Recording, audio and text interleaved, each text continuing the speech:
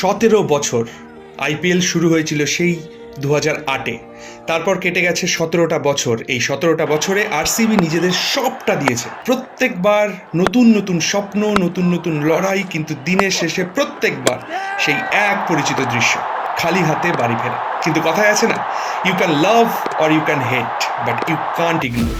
RCB হলো সেই টিমটা ইউ জাস্ট কান্ট ইগনোর। নতুন মশরুম, নতুন টিম, নতুন লড়াই, কিন্তু সেই এক পুরনো প্রত্যাশা, ট্রফি জেতা। চলুন দেখা যাক কেমন হলো এবারের টিম আরসিবি, কি তাদের স্ট্রেংথ, কি বা তাদের চ্যালেঞ্জেস। প্রথমেই আমরা দেখে নিই কাদের কাদের রিটেন করেছে এবার আরসিবি। 3জন প্লেয়ারকে তারা রিটেন করেছে, অবভিয়াসলি বিরাট কোহলি, রজত পাতিদার এবং Iaz Dayal.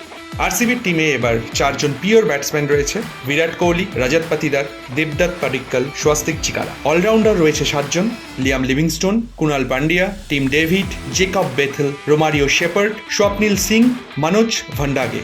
2জন wicket keeper, Phil Salt, Jitesh Sharma. 10জন বোলারকে নিয়েছে এবার RCB, Rasikh Salam, Yash Dayal, Subhash Sharma, Josh Hazlewood, Bhuvneshwar Kumar, Nuwan Thushara, Lungi Ngidi, Abhinandan Singh এবং মোহিত রাঠি।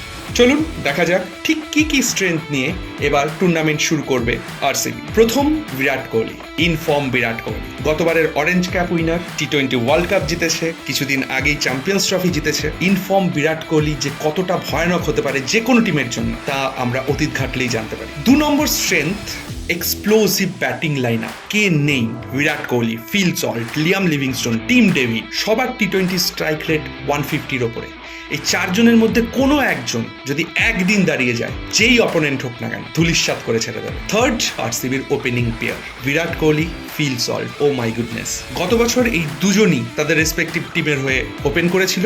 একবার যদি আমরা নজর রাখি গত বছরের স্ট্যাটে, বিরাট কোহলি 15টা ম্যাচে 741 রান করেছিল, 64.75 অ্যাভারেজ, 154.70 স্ট্রাইক রেট, একটা 100 এবং 5টা 50। উল্টো দিকে ফিল সল্ট 12টা ম্যাচে 435 run with the strike rate of 182.1।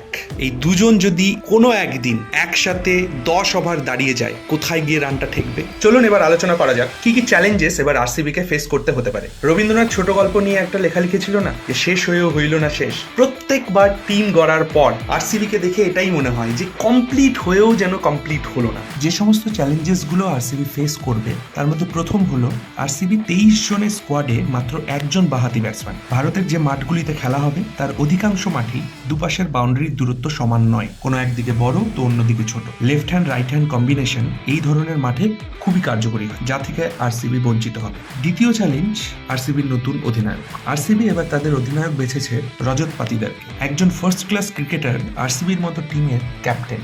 এটা নিঃসন্দেহে ভারতীয় ক্রিকেটের জন্য বড় বিজ্ঞাপন। কিন্তু বিরাট কোহলি, ফিল সল্ট, লিভিংস্টোন, হেজেলউডের মতো ইন্টারন্যাশনাল তারকা প্লেয়ারদের নেতৃত্ব দেওয়ার জন্য পাতিদারকে অনেক বেশি সাহসী এবং পজিটিভ হতে হবে, নিজেকে রান করতে হবে। রজত পাতিদার নিজে কতটা সফল হয় সেটার ওপর অনেকটা নির্ভর করবে আরসিবির সাফল্য। আরসিবির মেইন চ্যালেঞ্জ আরসিবির স্পিন বোলিং বিভাগ। আরসিবির হোম গ্রাউন্ড চিন্নাস্বামী স্টেডিয়ামের ব্যাটিং সহায়ক পিচে সুভাষ শর্মা, কুনাল পান্ডিয়া জুটি যে দারুণ কিছু করবে, সেটা কোনো ডাইহার্ট আরসিবি ফ্যানও বোধহয় কল্পনা করতে পারে না। এত সব কিছুর পরে খাতায় কলমে আরসিবি কিন্তু দুর্ধর্ষ একটা স্কোয়াড। যদি সবার ফর্ম ঠিকঠাক থাকে, বাকি টিমেদের রাতের ঘুম উড়ে যেতে পারে। Hope for the best. T20 world cup, champions ট্রফির পর বিরাট কোহলির হাতে আইপিএল ট্রফি উঠে কিনা, সেটাই এখন দেখার। এই ভিডিওটি দেখার জন্য অনেক ধন্যবাদ। ক্রিকেট আড্ডা এবং একটি নতুন ইউটিউব চ্যানেল।